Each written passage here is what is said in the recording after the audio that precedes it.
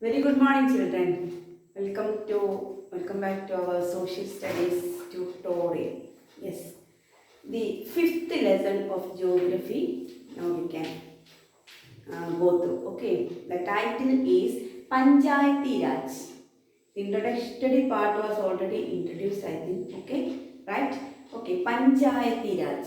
Actually, in the last chapter itself, we were going through the area of three levels of panchayat. Do you remember that?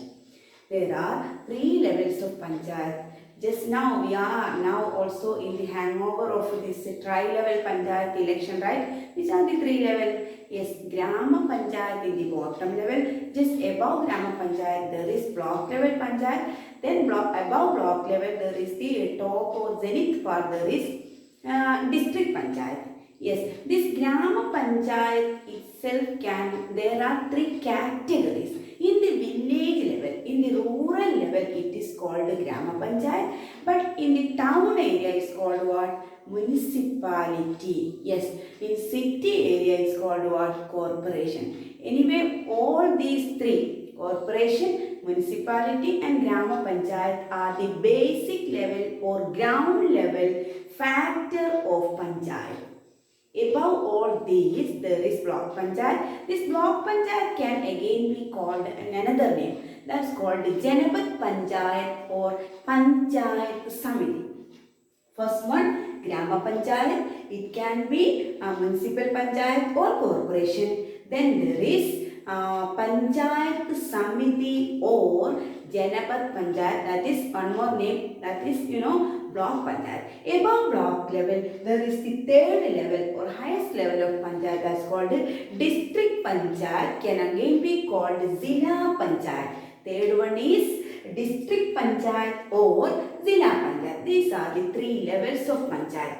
Today or in this class, we are going through the basic level or what is the combination or coordination of these three levels of panchayat only. That is local level. These are all called local level. Above local level, there is, in the last chapter we were learning about state level, and above all there is union level and union level or federal level. Okay, so now, how can we explain this Grama Panchayat that we can go through now? Every Panchayat can be municipal Panchayat, it can be corporation, it can be municipal Panchayat, or it can be Grama Panchayat. Every Panchayat is divided into different areas, small areas, small regions. These regions are called wards. In political science or civics, is called what? Ward. You might have heard of this ward election. Yes, ward member like that. Okay, this from each ward, one member is elected. Yes, in the last Monday we were electing. People were electing ward members, right? Yes, from each ward can be Grama Panchayat or Municipal Panchayat or a corporation. From every ward, one ward member is elected. These ward members can again be called punch. Tell me that word once again. Punch. Ward members are called punch. These ward members in Grama Panchayat is called in the same name, that is punch. But when it is in the case of municipal panchayat or Janapa Panchayat or Panchayat Samiti, or in the case of higher level, that is in the city area, that's corporation, these ward members are called councillors. They are called ward councillors. So, ward councillors in municipal panchayat and corporation, and ward member in Grama Panchayat can also be called or can also be named as panch. They are called panch. And in every panchayat there will be a head for ruling. For governing, there will be a head among all these panch, among all these members of ward. There will be a leader. That leader is called what? You might have heard of it. Panchayat President. So, in a panchayat, the head of the ruling section will be handled by a panchayat president.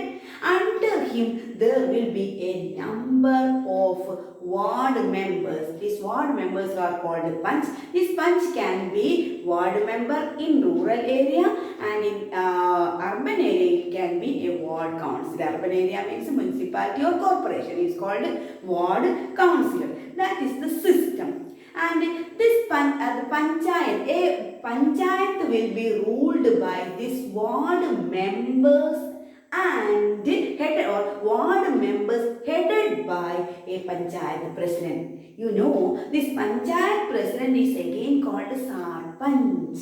Panchayat president is again called what? Sarpanch. And in the municipal level and corporation level, there will be a mayor. You might have heard of it. Municipal chairman. In municipal corporation it is municipal chairman. In corporation it is called mayor. You might have heard of it. In rural level it is called panchayat president. Under panchayat president there will be a number of ward members or panch. Okay, and under municipal chairman there will be whom? Yes, many ward councillors.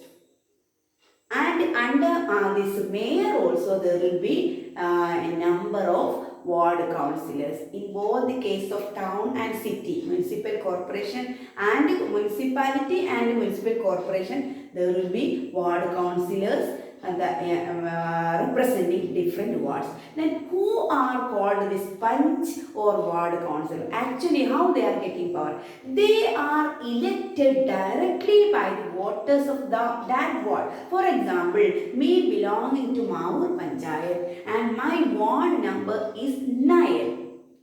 From this ward number 9, we citizens are going to the polling booth and electing a member.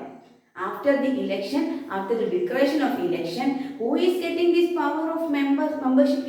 Yes, which a candidate is getting more than half number of this total vote, they will be elected automatically or naturally as the leader. That leader is called a panch. So, panch in Grama Panchayat, municipality and corporation, there will be ward councillor. And the head of this panch will be panchayat president, and in municipality and corporation it will be municipal chairman in municipality and mayor in corporation. That is the division of this rule. And you know, in panchayat or in the administration system of a panchayat, there will be a government employee. That also we were talking in the last class. Yes, a government employee. This employee is called panchayat secretary. It's called what? Panchayat secretary. Yes, this panchayat secretary is actually nominated, not nominated, is appointed by the government on the basis of his expertness or skill and educational qualification, not at all coming into power under the banner of a political party. But in the case of all the panchayat members, can be panch, can be municipal councillor or can be corporation councillor, they are coming into power through the election under the banner or on the base of the banner of a peculiar political party. So, that is the system of administration in a Grama Panchayat. The government employee or the supervising personality or officer in a Panchayat is called a Panchayat secretary. All others are elected through election or through voting by the people of that ward. Okay. Then there are Grama Sabha and Grama Panchayat. Grama Panchayat we have talked already. It is the ruling section of a Panchayat. And what is Grama Sabha? What are the differences between Grama Sabha and Grama Panchayat? Grama Sabha is actually a meetings arranged by the president. Which president? panchayat president, but the meeting will be controlled or invited by this panchayat secretary. But all the handling, the controlling of this meeting will be done by this panchayat president or the ward members, can be called again panch. And what are the things that they are discussing in this meeting, and who are the other members who are participating in this Grama Sabha meeting or Grama Sabha itself? Grama Sabha is a meeting of this panchayat ruling section together with the voters of that panchayat.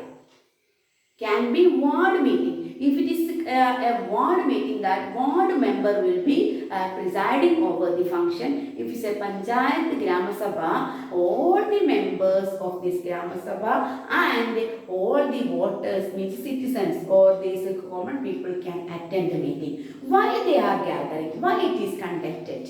Why such a meeting is held? This meeting is held to discuss the important issues of that area. For example, in a Grama Sabha meeting, one member will be stating that in my ward there are many problems are there, many issues are there. People are suffering due to water scarcity. People are suffering due to the road facilities or inadequate road facilities, and there is a corruption is found in the listing of BPL and APL. You might have heard of this one. Yes, BPL means below poverty line, means very poor people.